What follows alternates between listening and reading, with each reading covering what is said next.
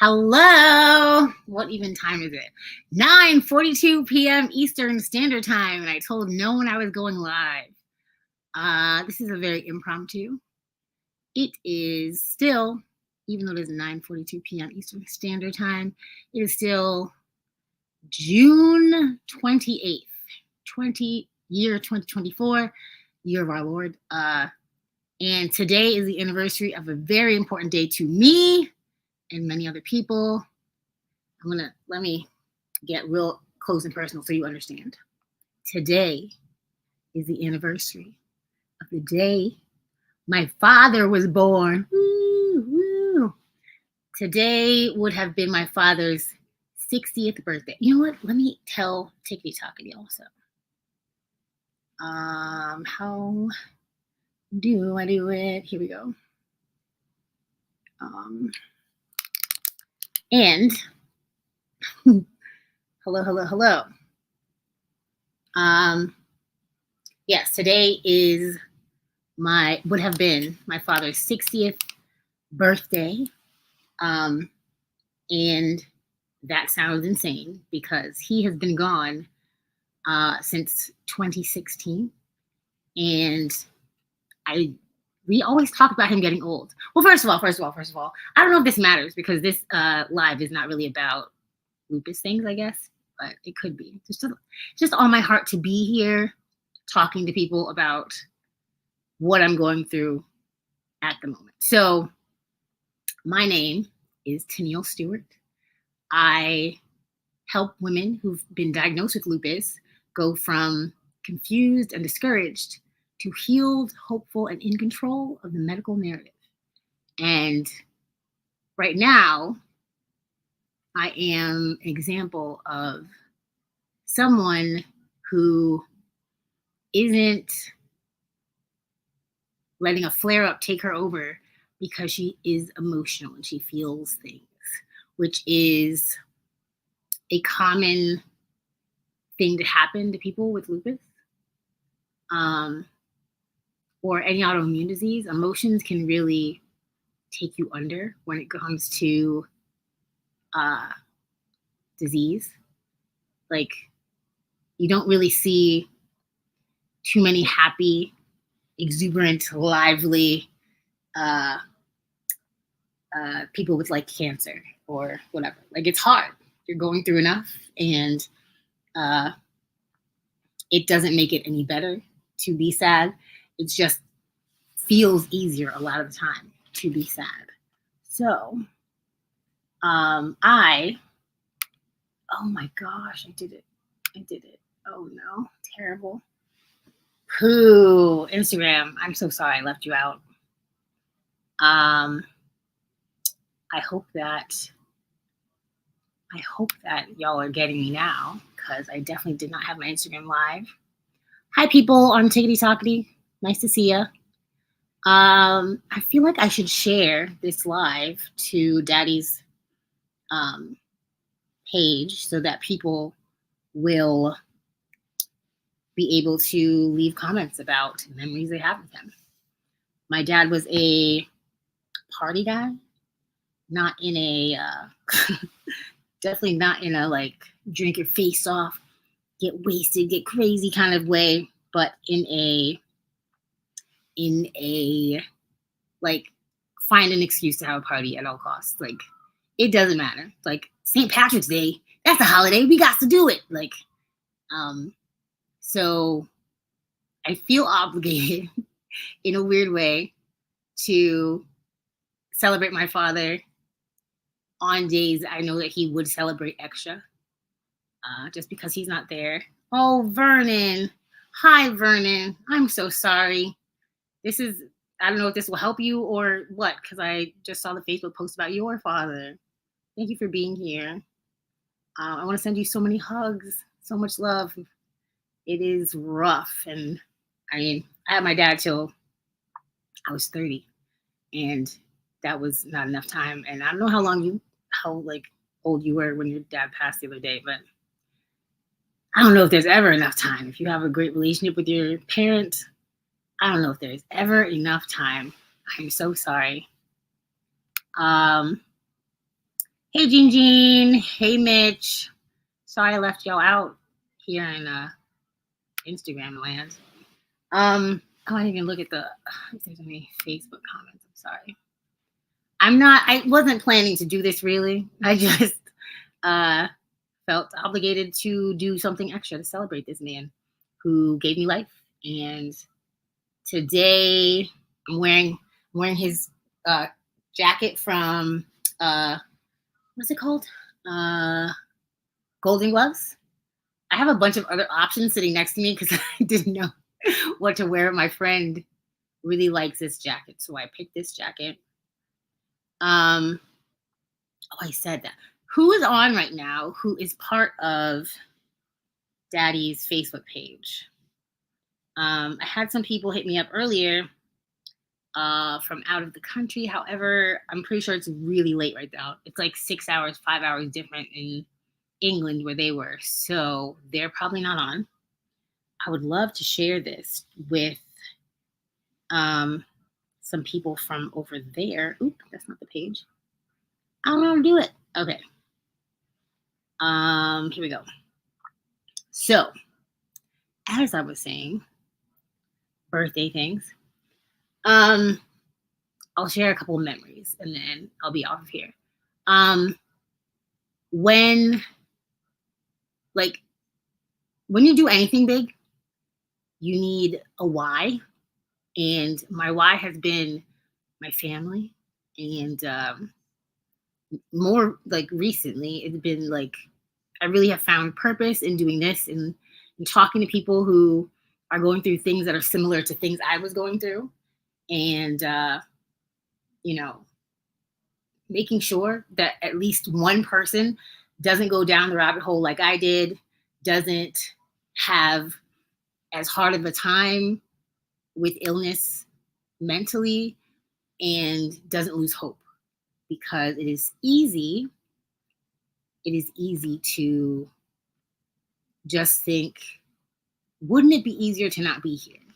And not any way, shape, or form am I saying like being necessarily suicidal, or I don't know if I'm allowed to say that. Strike it from the record. Suicide. Oh, I hear that on YouTube. They block stuff when you say those words. I didn't say anything. What are you talking about? I just know that I wanted to get out of the pain, and it could have been easy for me to let sickness take me over. And I had a few instances where I know that people were sent to talk to me from God. I'll tell you, I've told the story a few times, in a few places. One time when my mother was there, I was in, I think, the ICU. So things were real hazy. Wasn't really sure what was going on. And my mother was there, and our old neighbor from Jamaica, my mom's old neighbor from Jamaica, came into the room, and she started praying down that hospital. Everybody heard that lady. They were pacing. They were just like demanding that God heal me. And I will always remember her saying, God rest her soul too. I always remember her saying, like, I'm gonna say it in English because I'm not good at patois, but she was saying, like, this is her one and only child, God. Don't you take her from this family. They need her. Like, heal her. Like, screaming, just praying down the place. And I was in that bed and I could not move. Like, I couldn't lift my head. I couldn't console. I could not hug my mother. I couldn't like wipe her tears. I couldn't like snuggle up to her. I knew that if I was well, I could. And I started praying with them. I couldn't talk to them, but I was praying. I was in here, just, Lord, please, like, I'll do whatever I gotta do. Like, whatever you tell me I need to do, I'm gonna do that. I'm gonna get better. Let me get better. I promise I'm not gonna give up. I won't give up if you don't give up on me. Let's do this. Like, I want to hug mommy. I want to hug daddy. I want to let them know I'm okay. I want to do whatever it is that you put me here to do. I know this is not the end. I'm sorry. I thought I was able to give up. I'm not giving up. I can't give up. I won't give up. So then that night, my blood tests started coming back different. Things started happening. And I have no idea. I mean, I do know, but like medically, there's not an explanation, because shortly after that, they started giving me a treatment that was experimental, and that got the credit. They're like, yeah, we started this new thing. Da, da, da. I started getting better before that. And I know that's true. Second thing, Daddy, when I can't remember two things with Daddy. I know one time, I don't know if I was in the hospital or in the rehab, but that, like, me being sick was breaking his heart in a way that I've never seen. And I've only seen him cry like twice in my life. And mind you, the man fought Mike Tyson, Evander Holyfield, George Foreman, Michael Moore. Like, he fought people, okay? Like, people have punched him in the face. And I never saw that man cry except when he had hand surgery and he had to hold his hand timed in a bucket of ice water. And it wasn't like a boo-hoo cry. It was like tears because he was in pain. And that scared me, but I was pretty small. And then again, when I was in the hospital, and he got real close to my bed, and I had, tubes everywhere, and he just put his hand on my hand and said, you're not allowed to leave. You can't leave us. It's supposed to be that I die before you die. You are not allowed to go anywhere. That's how it's meant to be. And I couldn't say anything. I think at that time I had some like expressions, but even looking at pictures, the facial expressions I thought I was making versus what I was really doing, not great. Don't look at any of those pictures. They're terrible. It will help somebody even if you don't know them. Thanks, Vernon. I really hope. Stay strong, be encouraged, and keep doing what you're doing. The Father's watching your testimony. Amen. So that was one thing that, like, I never heard him say anything like that before. He always kind of had us planning for when I was here alone. And I don't know. I just never thought this would happen like this. I would always, our love language was like bickering and making fun of each other. And we always would joke about when he got old. And I would say things like, yeah, that's why I'm going to beat you up when you're old in a week and you can't do anything to me. And he'd say, that's fine, because I'm going to pay to live in a home and you won't be able to get to me. And I was like, they'll let me visit. And every time I go there, I'm going to knock your cane away. Like, we really go at it, like, joking, obviously. But, like, I would give anything to take care of him now. I know he wouldn't have been happy as sick as he was, but that's why I just got to be cool with the, what it is. So one other thing, another story about Daddy. I don't give a happy story and I'll end it. When I was in the rehab, I went there. They took me like straight from the hospital. I had to qualify to be in Burke Rehab Center in White Plains, New York. And they took me. It was a rainy night. I was terrified. My heart was racing. I thought I was going to pass out. Like, the way that they just, like, abruptly in the middle of the night in a storm took me out of that rehab place, or that hospital to the rehab place, was just scary, man. It was just, I'll never forget. And then they get you to the rehab and, like, strap you down and put all the things, all the stickers on you, and hook you up to take all the testing. And, like, because I was scared, my heart was just beating out of my mind. So Daddy was usually working at night. And then he would spend his days with me. He would sleep for, like, I don't know, an hour maybe. He would sleep a little tiny bit, then spend the day at the hospital with me. But then they transferred me in the night. So I remember the next day he spent the whole day with me when I started doing my rehab stuff. And my brain was fried. Like, the thoughts I thought I was thinking were completely skewed. And they had me doing, like, little children puzzles. So, like, regular, like, giant pieces of like cardboard, like big pieces that you would give to like a toddler. And I was having trouble, okay? Trouble.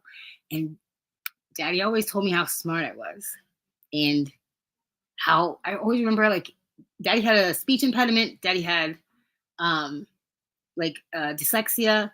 He had to have surgery on the bottom thing on his tongue. I forget what it's called. Because it was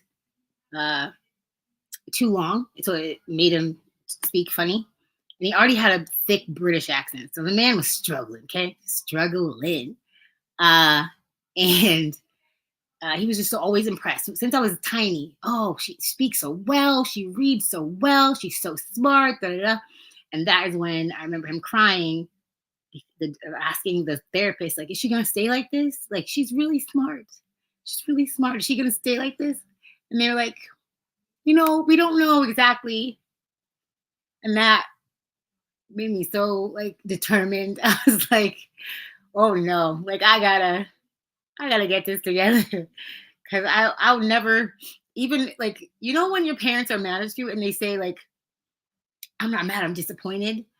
Like, you might as well have stabbed me in the chest. Because if Daddy said he was disappointed, man, it was the worst. So, like, that little bit helped me get through the therapy twice as fast as they thought I was going to. They gave me a projected date that I would leave. Like, oh, you'll be here until this and this. These are the steps or whatever. I don't know. I got through that so fast, and they were shocked. Everyone was shocked. The doctors, the therapists, everybody. When they sent me home, there's just people, like, throughout the whole time that I'm checking out, shaking their heads like, I don't know. That was, wow, we don't know how that happened. So yes, those are the two times I saw him cry, and the, like, 2 times he broke my heart in the hospital.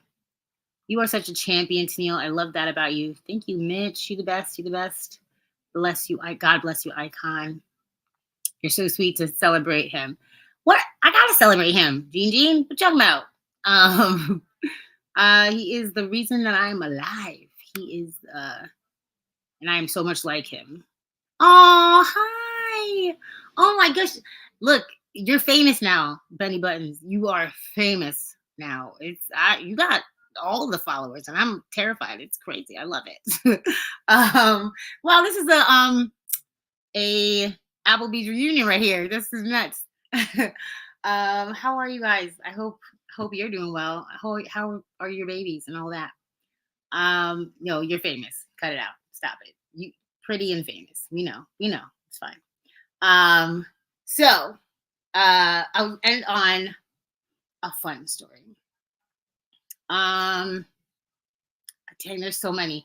My dad, it was not, he was really bad at telling jokes, really bad, but he would just say things that happened to be really funny and not realize that it was funny and, like, crack us up. He also was very good with, I don't think he was good with money for his growing up, right? Because he got a lot of money very quickly, very young. So he didn't know what he was doing. Made some weird investments, listened to some people. It was weird, right? Then when I was coming up, that man, who was 5 years old getting taxes and savings taken out of their allowance? Was it you? No, it wasn't, because it was me. It was definitely me.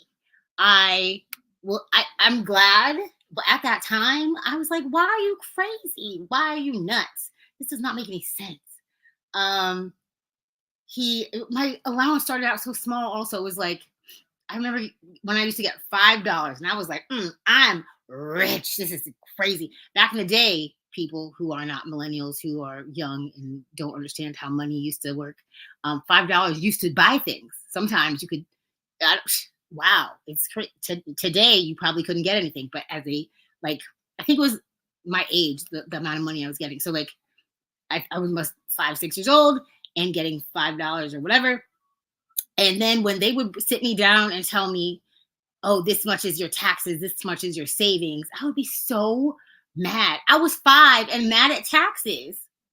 Like, he did not understand what he was doing. It wasn't exactly what he, like, it worked out. I was a very good steward of my money in the beginning of my life, and like I never got into like serious debt or whatever, and I will be thankful forever for that. But it was crazy. I was so mad.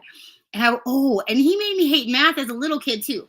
So when I was tiny in Brooklyn, New York, I went to a private school, and we were learning stuff real quick, real early. And I was doing math stuff. And it was preschool, ? Kindergarten maybe. We're doing math. And I remember we would walk me to school, and we would stop at the bodega, and I would get these little square caramels. And I love these square caramels, something terrible. I was like, oh, yes, like it's Friday or whatever day of the week we need to get them. And we're going to get these caramels and da-da-da. So he got extra that day. And I was like, ooh, I got extra caramels today. Like I was so happy, so excited. And then he's like, these are for a lesson. And I was like, well, what lesson? So we get to the house. This is after school, because I get my one caramel to go to school with. After school, he picks me up, and he spreads the caramels on the table. And I was like, oh, we about to have a party, Dad? Like, this is amazing. And he's like, no, we're learning math. And I was like, okay. He takes the caramels, and he's like, if I give you 5 caramels, but then I take away 4, how many caramels do you have? And I'm so confused and mad. I'm like, but Daddy, you just gave me 5 caramels. Why would you take away 4? I don't understand. He's like, but count the numbers. I said, 1, 2, 3, 4, 5. And he's like, no, you can't count the ones in my hand. And I was like, yes, I can, because you said they were mine. You can't take them away. I was so mad. And I was literally angry at math for the rest of the time. They were like, we're going to learn math. And I would tell kids like, you don't want to learn math. They take your candy. So yeah, it was a time. Yeah, Gene, those were the best candies. They were the best candies. So he didn't know that he made me hate math all of kindergarten. And also one more ridiculous little story. So we used to go to Countryside Mall in Clearwater, Florida, Clearwater Beach, Florida. And there was a big fountain. I haven't been to a mall in so long, like an inside mall in so long. I don't know what they got in them. But back in my day, they had big fountains that you would put money in to make a wish. So I'm little and I'm excited. And everybody else I go with to the fountain, I just say, hey, can I have some money so I can make some wishes, please? And everybody else just gives me the money, not Daddy. That man said, okay, close your eyes. And I'm thinking, I'm going to get money. So I open my hands and close my eye. Yeah, I'm excited. Let's go. And I'm feeling nothing, just a lot of air. He's like, what do you see? And I'm like, nothing. I don't see nothing. He's like, okay, well, that's what you get if you put my money in that fountain. You're not getting any money for a fountain. I was like, come on. I was so mad. I went home and I told on him. I told Daddy. I told Mommy that Daddy was being mean and wouldn't get me any money for the fountain. And maybe he's right. I don't know. But just some cute memories that I have of his. One day I think that I might, I don't know, write it in a book or, do something to commemorate some of the silly things. Hey, Elena. Elena knows my dad pretty well. And he had a lot of words that were not real words. We don't know what they were. They were Alexisms. And it wasn't just, it was just regular words, but I guess speech impediment, dyslexia, getting punched in the head for a living, and being British, all combined, had him saying all kinds of fun things. Lena, write something in the chat, because I can't think of anything except for he wanted an iPod when iPods were a big thing. And he wanted the little one. I had a big one. He wanted a little one. And he's like, yes, for whatever this holiday is coming up, please give me an iPop Nino. iPop Nino. Completely serious. And after we laughed for a long time, we explained to him that it was iPod Nano. And I think Elena was there. I want to say that you were there, an iPop.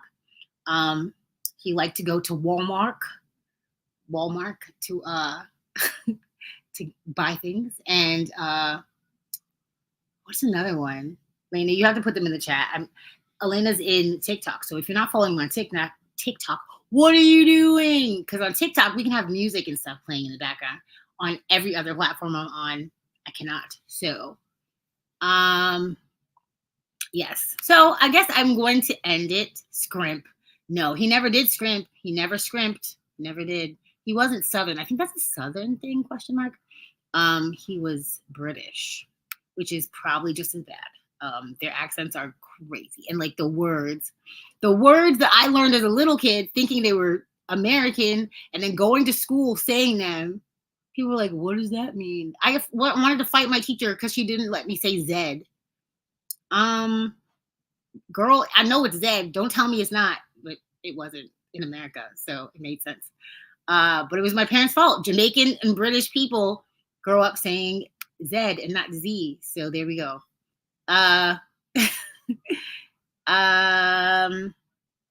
going to end on Instagram, Facebook, and YouTube, and just hang out on TikTok a little bit. I just wanted to tell you, my loopy friends, loss is difficult. Life is difficult. And find you a why. My dad, even though he's not here anymore, my parents, my mother, my grandmother, like people who love me when I couldn't even function enough to know what that meant, or like my brain was not functioning properly, but my heart was. And just know, if you don't have people in your life that are, around to root for you, I'm rooting for you. There are people praying for you. There are people rooting for you just to get through this, okay? Like when Daddy passed, and then shortly thereafter, it was like 5 years of people very close to me passing. My father, my godfather, my aunts, my dad's 2 sisters. I'm the last Stewart, the last of the generation of Stewarts. And it was hard. It was really hard. It was hard not to get sucked into sickness and sadness. Like, I allowed myself to be sad, but I knew I couldn't stay there. I had to spend like significant amounts of time finding a reason to be happy and to be proud of myself, and be remember that like my dad is gone, but his dreams for me are still here in me. Like every time my heart beats, that's part of his dream for me. Like he wanted to have a child. He wanted children. He had me, so there. He wanted to have kids. He wanted me to do well. He wanted, for me to go on and live this beautiful life, So it's my responsibility to at least give it my all. Like giving up is not an option. Like it's just not. There are too many ripples I need to put out into the ocean of the world. Like people were saying on TikTok, like there's even if I help one person, even if it's somebody I will never know in my life, and I like reach someone, it is way better than being stuck in my own mindset and thinking it just about myself. Everybody goes through pain, and your pain is significant. Everyone's pain is significant. Don't live there. Don't let it take you completely under. Find coping mechanisms. Find people to encourage you. Pray. Let me tell you, prayer changes things. Prayer changes things. And the world needs you. even if you don't feel like it does, even if you think the pain, emotional or physical, is too much, you wouldn't have been dealt that pain if you couldn't handle it. Your tolerance is more than you believe. God thinks more of you than you think of you. Your loved ones think more of you than you think of you. And you deserve to be healthy and healed and happy.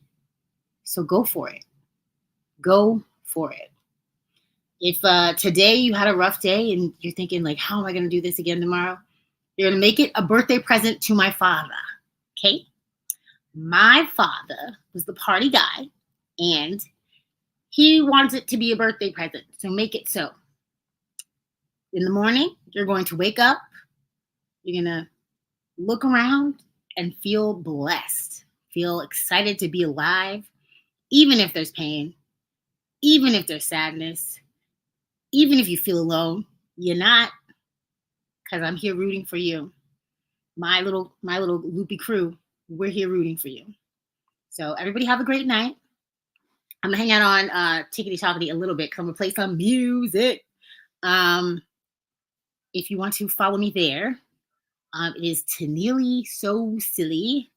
And I'm gonna be live over there for like a few more minutes because I had some people to talk to that I don't talk to all the time, so I gotta talk to them. You know what I mean? Thank you so much for joining me tonight on such random short notice. I appreciate you.